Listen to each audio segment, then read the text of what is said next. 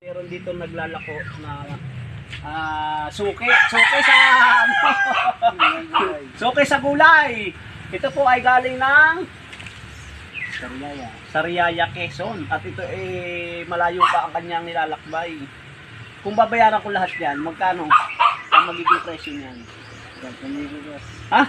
10,000. 10,000? Tingnan mo kayo 10,000. Tingnan mo yung 10,000. Oh, tatatlong upo. Bago rin pichay. Kabady, bago ito. Ito ay repolyo. Repolyo boss sa picture. Magkano tinatamaan yan ng isa? Pagka 10,000, bahal naman ng 10,000. Boss, ang kilo ng sayote ay 60. Repolyo 70. 7.4. 10,000. Mahal naman 10,000. Wala ka ba boss? Hindi ba pwede ito mga ano na lang? Ito ang pichay, kakunti ng pichay. Mga halagang 100 na lang yata ito. Bago ito ay halagang 1,000, 2,000. Ito, pagpalagay na tigil 1,000 ang upo. 1,000, ito napakamahal naman. Pwede ba 5,000 na lang? Pwede boss. 5,000. 5,000. Parang mahal pa yata sa 5,000. Ha? 5,000 ay babayaran natin ng gagawin na natin 7,000. Okay boss. 7,000 yan, 7,000. Para ikaw ay magkano ang tubo mo diyan kung 7,000 yan? 20 din lang boss. Ha? Nasa 500 din lang. 500 piso sa 7,000. Hindi, pag naubos ang isang 1 2 3 4 5 6 7 7,000 daw mga kabady itong presyo ng kanya. Hindi na tinimbang ko 7,000. Ang mahal naman yata na pamahal yata ako dito sa gulay mo, 7,000.